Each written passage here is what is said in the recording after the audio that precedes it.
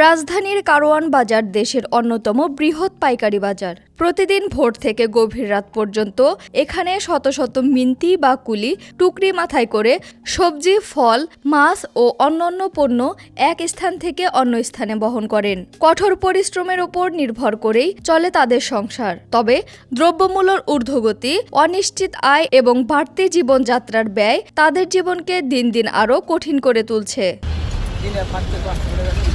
প্রতিদিন সবার কম বেশি হয়, এদিকে চলতে কষ্ট, টাকা খরচ বেশি। বাথরুম প্রস্তাব করলে ঘুমাইলেও টাকা লাগে।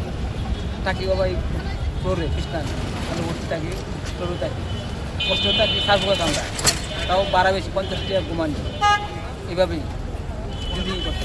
আমরা কাজ কাম করি, সবসময় একরকম কাজ হয় না, অনেক সময় কাজ বেশি হয়, কাজ কম হয়।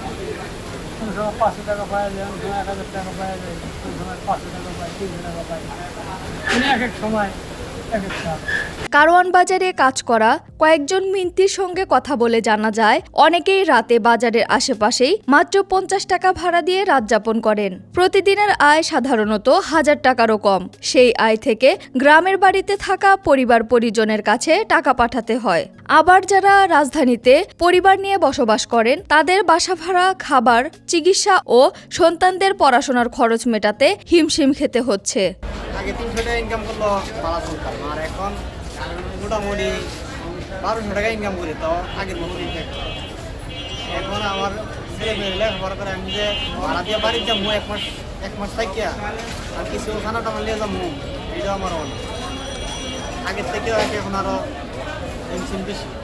আগে 300 টাকার সময় ভালো আছে, 4 হয়ে আওয়ামী লীগের বলা এমসি, এখনও আরও বেশি। কারণ নাকি জিনিসপত্র দাম বাড়তি,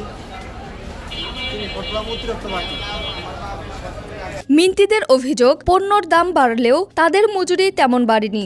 অথচ প্রতিদিন ভারী বোঝা বহনের কারণে কোমর, ঘাড় ও হাঁটুর নানা সমস্যায় ভুগছেন অনেকেই। তারপরও জীবিকার তাগিদে প্রতিদিন ভোরে কাজে নামতে হয় তাদের। কষ্টে যাইতেছে দিন, ঠিক আছে, সব কিছুরই দাম একটু বেশি। আমি মনে করেন যা পাই এর দ্বিগুণ খরচই হয়, ঠিক আছে, থাকে না। আগে কম করছি, কমে তো রয়েছে, এখন তাও না।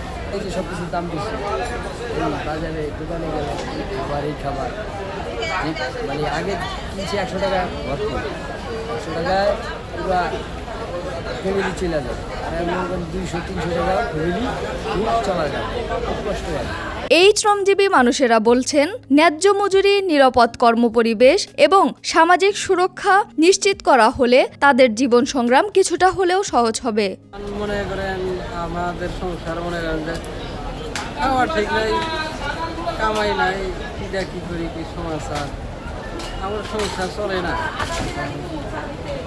না চলার জন্য এই ব্যবসা করে আমরা কাজ করি, এই কাজ দিত আর মনে সংসার চলে না।